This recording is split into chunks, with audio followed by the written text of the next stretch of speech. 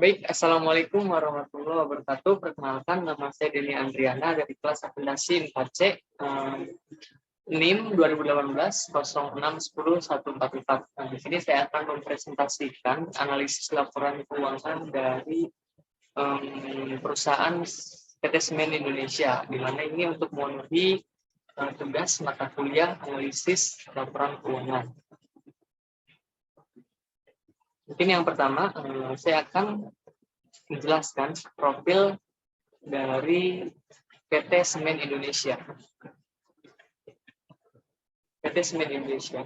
PT Semen Indonesia Persero Tbk merupakan perusahaan produsen semen terbesar yang ada di Indonesia. Ini merupakan perusahaan milik pemerintah dalam kategori BUMN.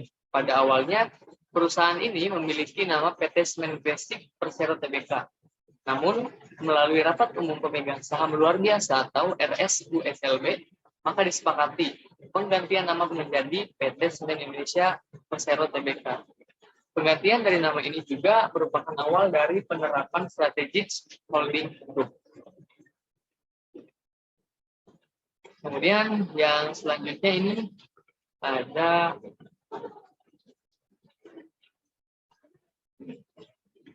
analisis rasio dari PT Semen Indonesia.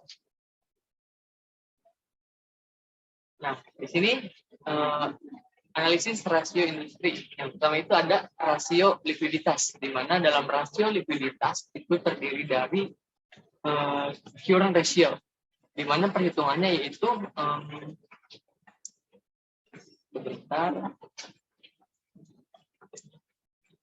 di mana perhitungannya dari current ratio itu total aktiva lancar dibagi dengan hutang lancar. Kemudian yang selanjutnya itu ada acid test ratio, di mana perhitungannya aktiva lancar dikurangi persediaan dibagi dengan hutang lancar. Kemudian ada cash ratio. Untuk cash ratio itu perhitungannya kas ditambah surat berharga dibagi dengan hutang lancar. Kemudian ada working capital to total asset ratio. Perhitungannya aktiva lancar dikurangi hutang lancar dibagi dengan total aktiva. Selanjutnya yang kedua itu ada rasio leverage. Dalam rasio leverage itu terdiri dari yang pertama ada total debt to total asset ratio, di mana perhitungannya itu total hutang dibagi dengan total aktiva. Kemudian ada total debt to total equity ratio. Perhitungannya itu total hutang dibagi dengan ekuitas. Lalu kemudian ada long term debt to total equity ratio. Untuk perhitungannya hutang jangka panjang dibagi modal sendiri. Kemudian ada time interest earn ratio, itu perhitungannya EBIT dibagi dengan bunga hutang jangka panjang. Lalu yang ketiga, untuk rasio itu ada rasio aktivitas. Untuk rasio aktivitas itu terdiri dari total aset turnover. Untuk perhitungannya itu penjualan dibagi dengan total aktiva. Kemudian selanjutnya ada receivable turnover. Untuk perhitungannya penjualan dibagi piutang. Lalu kemudian ada average collection inventory. Untuk perhitungannya piutang dikali 360 itu hari dalam satu tahun dibagi dengan penjualan. Kemudian ada inventory turnover, itu perhitungannya harga pokok persediaan dibagi dengan persediaan. Kemudian ada average days inventory, perhitungannya persediaan dikali 360 dibagi dengan HPP, harga pokok persediaan. Kemudian ada working capital turnover, perhitungannya itu penjualan bersih dibagi dengan aktiva lancar dikurangi hutang lancar. Untuk rasio selanjutnya itu ada rasio profitabilitas, di mana rasio profitabilitas ini terdiri dari gross profit margin atau GPM. Itu perhitungannya laba kotor dibagi dengan penjualan. Kemudian ada profit margin atau PM, perhitungannya EBIT dikali 100% dibagi dengan penjualan. Kemudian ada net profit margin atau NPM, perhitungannya itu EAT dikali 100% dan dibagi penjualan. Kemudian ada operating income ratio, perhitungannya penjualan dikurangi HPP dikurangi biaya, kemudian dibagi dengan penjualan. Kemudian ada return on asset atau ROA, itu perhitungannya EBIT dikali 100% dibagi total aktiva. Kemudian return on equity atau ROE, perhitungannya itu EAT dikali 100% dibagi dengan modal sendiri. Kemudian ada return of investment, itu perhitungannya EAT dikali 100% dan dibagi total aktiva. Nah, untuk kemudian ada rasio perbandingan. Di sini rasio perbandingan dari rasio yang berada di atas tadi yang dibandingkan dengan rasio industri itu disajikan seperti berikut. Ada rasio likuiditas, rasio leverage, rasio activity, rasio profitabilitas. Nah, dibandingkan dengan rasio industri. Dan dapat dilihat ini merupakan grafik hasil dari perbandingan rasio PT Semen Indonesia yang dibandingkan dengan rasio industri. Nah, bisa kita lihat sama-sama. Kemudian selanjutnya itu ada analisis common size. Analisis common size. Analisis common size yang pertama itu analisis neraca konsolidasi. Nah, cara menghitungnya adalah membagi jumlah aset untuk komponen aset, sedangkan untuk komponen liabilitas dan ekuitas dibagi oleh jumlah liabilitas dan ekuitas. Nah, bisa kita lihat semua di sini untuk komponen dari neraca konsolidasi perusahaan Semen Indonesia, PT Semen Indonesia. Lalu kemudian di bawahnya itu ada yang kedua itu analisis common size laba rugi.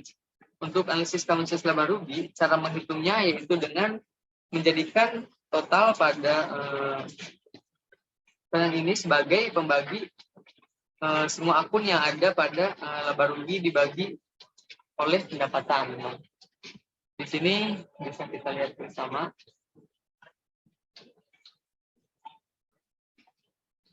Hasilnya seperti berikut.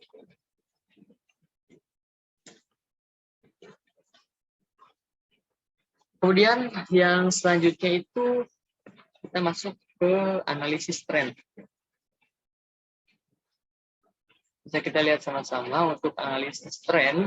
Dalam analisis tren ini, cara menghitungnya adalah membandingkan dari tahun ke tahun. Hanya saja yang menjadi pembagi yaitu tahun 2016. Dikarenakan tahun tersebut merupakan tahun dasar. Jadi untuk yang menjadi pembaginya itu tahun 2016, karena tahun 2015 itu menjadi tahun dasar. Kita bisa lihat sama-sama di sini, analisis tren neraca.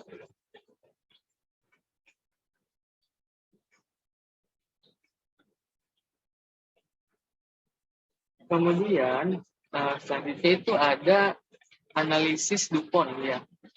Untuk analisis DuPont hanya memindahkan dari hasil perhitungan sebelumnya yang tersedia di dalam neraca laba rugi serta analisis rasio. Untuk equity, kita bisa lihat bersama ini untuk equity multiplier dicari dengan cara membagi jumlah aset dibagi dengan jumlah ekuitas. Nah, bisa kita lihat semuanya dibagi dengan untuk ROE. Untuk ROE dicari dengan menghitung EAT dibagi dengan modal. Nah, bisa dilihat ini ROE hasilnya seperti tahun 2017, 2018, 2019, dan 2020. Selanjutnya ada analisis cross section. Untuk analisis cross section, dalam analisis ini dibutuhkan data saham yang beredar, total ekuitas dan nilai buku dicari dengan ekuitas dibagi saham yang beredar. Kemudian selanjutnya ROA yang sudah dihitung sebelumnya. Kemudian berikut ini merupakan tampilan analisisnya dari tahun 2016 sampai 2020 selama 5 tahun. Bisa kita lihat bersama.